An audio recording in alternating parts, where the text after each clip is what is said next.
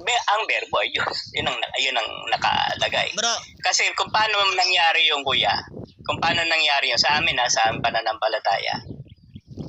Noong una sa Roma 1, 2 at 3, pangako nung una. At sa Deuteronomio 18:18, ipinangako kay Moises na magsusugo siya ng propeta na kagaya mo. Ang pangako, sisimulan mo sa salita. At bago mo ito salitain, paplanuhin mo. Kaya ang Panginoong Jesucristo sa amin, plano siya ng Diyos. Sinalita siya ng Diyos, ipinangako ng Diyos. Totoo naman yun, di ba? Ipinangako ang Mesiya. okay, ganito. Sige bro, kung plano si Kristo ng Diyos, ibig sabihin, hindi pa siya umiiral ng nakaraang panahon. Hindi pa siya umiiral kasi nga, pangako nga siya eh. Yung pangako, mabubuo yun sa salita. Isasalita mo yung pangako eh.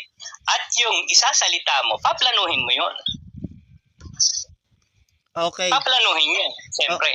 Okay, ito. Paano mo yun maisasalita o maipapangako kung wala kang kaplano-plano? Mapapahiya ka. Ay, ang Diyos ang nagsalita. Kaya tiyak matutupad. Okay, ito. Okay. Sabi mo, hindi pa siya umiiral nung nakaraang panahon. Ngayon, sabi sa John 1:3, ang lahat ng mga bagay ay ginawa sa pamamagitan niya. At alinman sa lahat ng ginawa ay hindi ginawa kung wala siya. Ito kapatid, wait lang. Pansinin mo yung salitang kung wala siya. Ibig sabihin, nandoon siya nung ginawa. Kasi binanggit sa John 1:3, ay hindi ginawa kung wala siya. Alinman sa lahat ng ginawa ay hindi ginawa kung wala siya. Ibig sabihin, nandoon siya. Umiiral siya. Kasi ang ginamit na term, kung wala siya, hindi magagawa. Ibig sabihin, nandoon siya kaya nagawa. Ibig sabihin, umiiral. Ano paliwanag mo doon, bro? Ang Panginoong Diyos, gumagawa siya sa ikasisiyan ng kanyang sarili. Kasi siya yung Diyos eh. Siya ang dapat mapapurihan, siya ang dapat masiyahan. Hindi gagawa ang Diyos kung wala siyang isusugong Kristo. Kasi kung wala siyang isusugong Kristo, imagine, sinong maliligtas? Kaya ang lahat nakaukol kay Kristo.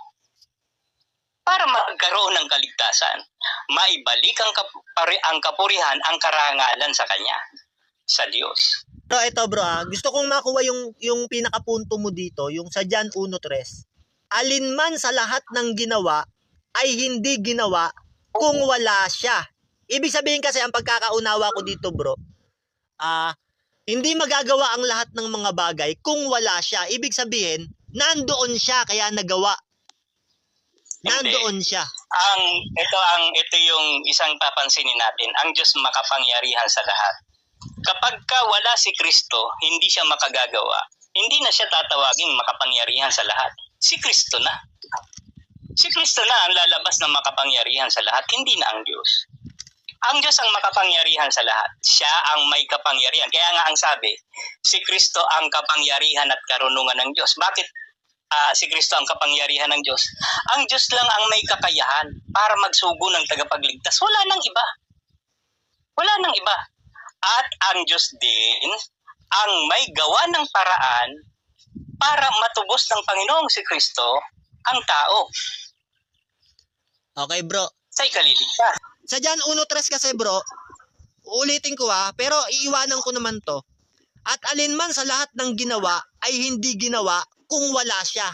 Ibig sabihin, kaya nagawa, nandoon siya. Ngayon, sabi sa Kolosas ng 1:17, at siya'y una sa lahat ng mga bagay.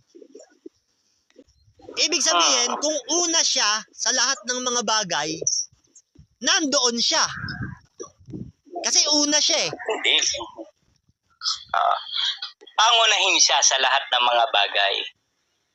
Siya yung pangunahin. Kaya kung walang Kristo, hindi na lang gagawa ang Diyos. Ang nakalagay kasi, siya ang una sa lahat ng mga bagay. Hindi naman nakalagay na pangunahin siya eh. Wala namang nakasulat na pangunahin siya eh. Ang nakalagay, siya ang una sa lahat ng mga bagay. Siya una. Wala naman nakalagay pangunahin siya sa lahat ng mga bagay eh. Ang nakalagay, siya ang una sa lahat ng mga bagay.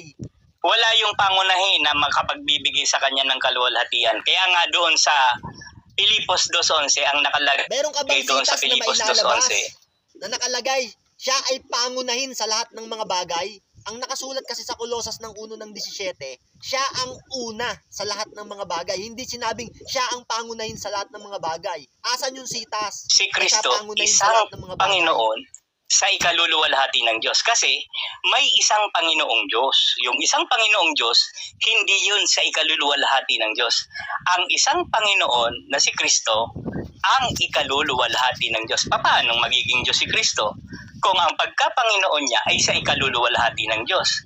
Yung pagiging Diyos Ang niya, nakalagay mawawala kasi, ng kabuluhan dahil siya ang para una sa Diyos yung lahat ng mga pagka-Panginoon niya. bagay.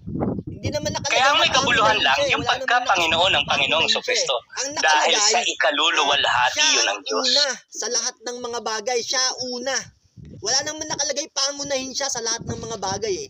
Ang nakalagay, siya ang una sa lahat ng mga bagay.